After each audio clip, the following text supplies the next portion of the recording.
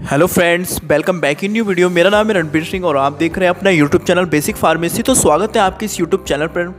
Friends, हम आपके लिए आज बहुत ही इंपॉर्टेंट डाइजेस्टिव सिस्टम डिजीज़ लेकर के आए हैं, जो हमारे डाइजेस्टिव सिस्टम की सबसे कॉमन डिजीज़ लेकर के आए हैं। हम बात कर रहे हैं एनोरेक्सिया यानी भूख नहीं लगना। ये हमारे डाइजेस्टिव सिस्टम की काफ़ी कॉमन डिजीज़ है, जो आज के टाइम में लोगों में काफ़ी कॉमन हो गई है।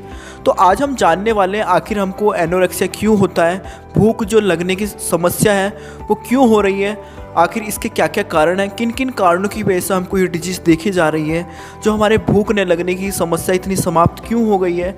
तो आज हम बात करेंगे इसके कोजेस के बारे में कि जो इसके कारण हैं, किन किन कारणों की वजह से हमको ये डिजीज़ हो रही है। साथ ही साथ जानेंगे हम इसके साइन एंड सिम्टम्स के बारे में कि ये डिजीज़ होने के बाद हमको क्या क्या लक्षण देखे जाते हैं। और नेक्स्ट में पढ़ेंगे हम इसके ट्रीटमेंट यानी मेडिकेशन के बारे में, ये डिजीज़ होने के बाद हमको क्या क्या ट्रीटमेंट लेने चाहिए। तो जानेंगे इसके कोजेस के बारे में यानी जो इसके कारण हैं। तो सबसे पहले हम जानेंगे साइकोलॉजिकल कारण, जैसे टेंशन हो सकती है, डिप्रेशन हो सकता है या स्ट्रेस हो सकता है, यानी कि तनाव, चिंता या किसी प्रकार का कोई दबाव तथा या अधीरता हो सकती है। तो इन कारणों की वजह से भी जो भूख लगने की इच्छा है वो बिल्कुल समाप्त हो जाती है। इसके अलावा ही हम कुछ जानेंगे अदर कोजेस के बारे में कि और किन कारणों की वजह से हमको भूख नहीं लगती। अगर कोई पर्सन अल्कोहलिज्म का प्रयोग करता है, मद्यपान करता है, तो उसको जो भूख की इच्छा वो समाप्त हो जाती है। साथ ही साथ जो स्मोकिंग तथा ड्रग्स अब्यूज़ करते हैं तो उनमें भी ये समस्या कॉमन हो जाती है। नेक्स्ट में जानेंगे वार्म इन्फेक्शंस, जो छोटे बच्चों में कीड़े हो जाते हैं या बड़ों में पेट में कीड़े हो जाते हैं, तो इस कारण भी ये जो भूख लगने की इच्छा वो बिल्कुल समाप्त हो जाती है। नेक्स्ट में जानेंगे लीवर में किसी भी तरह की कोई प्रॉब्लम होना या लीवर का ख़राब होना, तो उसकी वजह से जो भूख की इच्छा बिल्कुल समाप्त हो जाती है। नेक्स्ट में जानेंगे एनीमिया, रक्त अल्पता, खून की कमी के कारण भी जो भूख लगने की इच्छा है वो बिल्कुल समाप्त हो जाती है। साथ ही साथ हम जानेंगे इसमें जो बॉडी के किसी भी पार्ट में एबनॉर्मलिटी की वजह से भी भूख लगने की इच्छा बिल्कुल समाप्त हो जाती है। तो ये तो इसके कुछ कॉजेस थे कि किन किन कारणों की वजह से हमको भूख नहीं लगती है। साथ ही साथ नेक्स्ट में जानेंगे साइन एंड सिम्टम्स के बारे में, जो इसके लक्षण होते हैं, ये डिजीज़ होने के बाद हमको क्या क्या लक्षण देखने को मिलते हैं। तो सबसे स्टार्टिंग में जो वेट ऑफ लॉस, जो वज़न कम होने लगता है पेशेंट का। अगर किसी पेशेंट में ये प्रॉब्लम हो गई है तो उसका कंटिन्यू वेट कम होने लगता है। नेक्स्ट में इसमें जो एनोरेक्सिया तो हो ही जाता है, जो खाने की इच्छा वो बिल्कुल समाप्त हो जाती है। तो नेक्स्ट में जानेंगे इसमें ट्रीटमेंट के बारे में कि ये डिजीज़ होने के बाद हमको क्या क्या ट्रीटमेंट लेना चाहिए, आखिर ये मेडिकेशन में क्या क्या ले सकते हैं, कि ये डिजीज़ होने के बाद हमको क्या क्या ट्रीटमेंट लेना चाहिए, कि मेडिकेशन कैसे करना चाहिए। तो इसमें एक टैबलेट आती है जिस टैबलेट का नाम है uni enzyme fungal diastase pepsin and charcoal tablets. यह गोली हमको सुबह शाम खाने के बाद लेनी होती है, जिससे हमारे जो पाचन का विकार वो ख़त्म हो जाता है।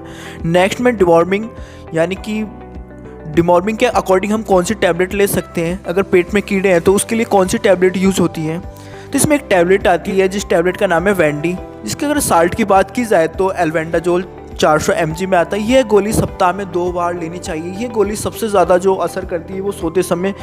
यह गोली हमेशा मीठे दूध के साथ लेनी चाहिए। ये सबसे ज़्यादा रिस्पॉन्सिबल होती है हमारे जो इन्फेक्शंस हैं उनको डिस्ट्रॉयड करने के लिए, वार्म इन्फेक्शंस जो उनको डिस्ट्रॉयड करने के लिए सबसे ज़्यादा हेल्पफुल होती हैं।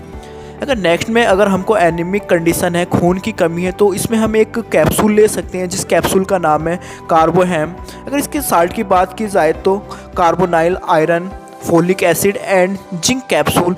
ये कैप्सूल हमको रोज़ाना लेना चाहिए, जिससे जो हमारे खून की कमी है वो पूरी हो जाए। अगर भूख बढ़ाने हेतु हमें कोई टैबलेट लेनी चाहिए तो उस टैबलेट का नाम है सिप्लेक्टिन। अगर इसके साल्ट की बात की जाए तो साइप्रोहेप्टेडीन हाइड्रोक्लोराइड टैबलेट 4 mg। खाने से आधा घंटा पहले हमको ये टैबलेट ले लेनी चाहिए, तीनों टाइम ही। अगर आप तीनों टाइम खाना खाते हैं तो खाने से पहले आधा घंटा पहले आपको ये टैबलेट लेनी चाहिए, जिससे आपकी भूख की इच्छा वो काफ़ी बढ़ेगी। इसमें साथ ही साथ इसमें हम एक सिरप ले सकते हैं जिस सिरप का नाम है प्रेक्टिन।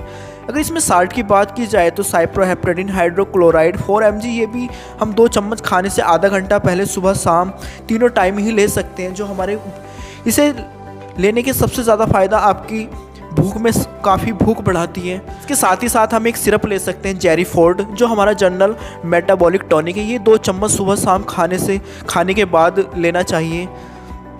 ये भी हमारे लिए काफ़ी ज़्यादा रिस्पॉन्सिबल होता है। या फिर साथ में अगर आपकी बॉडी काफ़ी ज़्यादा दुबली पतली है, आपकी जो बॉडी है काफ़ी दुबली पतली है, तो इसमें हम पाउडर ले सकते हैं जिस पाउडर का नाम है प्रोटीन एक्स। तो ये पाउडर हम प्रोटीन एक्स ले सकते हैं जो हमारा एक प्रोटीन पाउडर होता है। तो ये भी हम 2 चम्मच सुबह शाम दूध के साथ ले सकते हैं। तो आई होप ये वीडियो आपको समझ में आई होगी कि एनोरेक्सिया होने के बाद हमको क्या क्या ट्रीटमेंट लेना चाहिए, क्या क्या बचाव करना चाहिए, हम कौन सी टैबलेट ले सकते हैं।